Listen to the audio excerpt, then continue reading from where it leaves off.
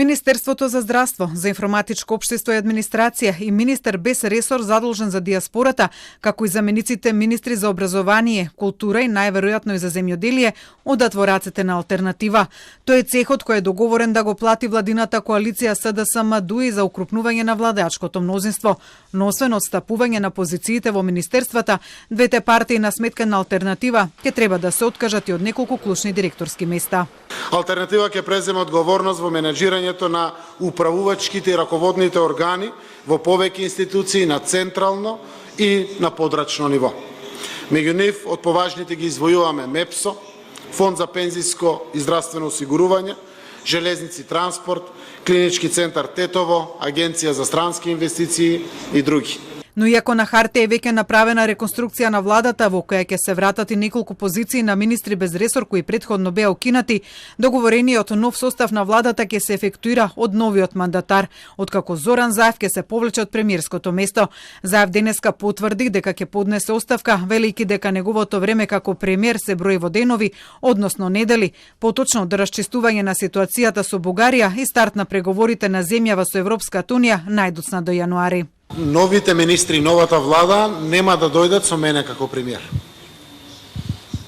Новите министри и новата влада ќе дојдат со нов мандатор, односно иден премиер на владата на Република Северна Македонија.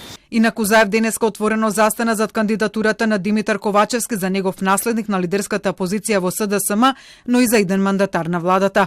Но ако Заев го откри своето кадровско решение во партијата и во владата, лидерот на алтернатива Африм Гаши пак не сакаше да ги открие мињата на партиските кадри кои ќе ги пополнат позициите во идната влада кои ги доби алтернатива, велејќи дека за тоа допрва ќе се одлучува.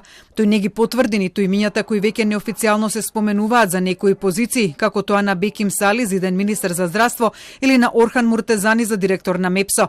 Неофицијалните информации кои ни Гаши ни Заев денеска не сака да ги потврдат се дали алтернатива ќе добие вкупно 47 раководни позиции во централната власт.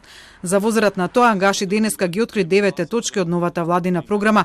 Алтернатива побарала и добила мобилизација на сите ресурси за старт на преговорите со Европската унија, менување на законот за извршување, национална стратегија за образование, струјата да не поскапи повеќе од 20%, јакнење на борбата против организираниот криминал и корупција, како и нов закон за регионален развој со фокус на Липковскиот регион.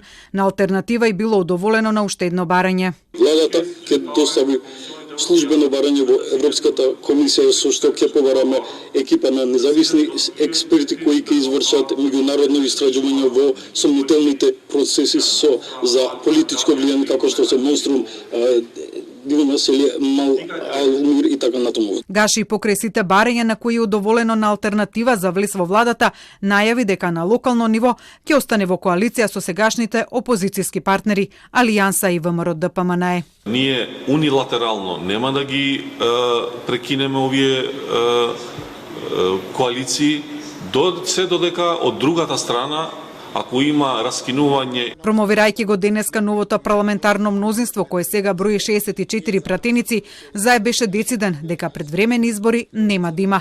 Тој најави дека мандатот на владата ќе трае до 2024 година. Заев кој денеска беше видно изморен и нерасположен и во едно поинакво издание од кое јавноста досега беше навикната да го гледа, единствено се насмевна и звучеше оптимистички кога зборуваше за министерот за здравство Венко Филипче, кога го нарече свој многу близок пријател и најдобар министер досега за здравство, а кога го жртвуваше за влез на алтернатива во владата. Министерот Венко Филипче сега во иднина ќе стане подругар со мене отколку што бил. Ќе има повеќе време за да бидеме другари. Доколку новите кадри кои што доаѓаат и новиот премиер не смета на него, јас сметам на него.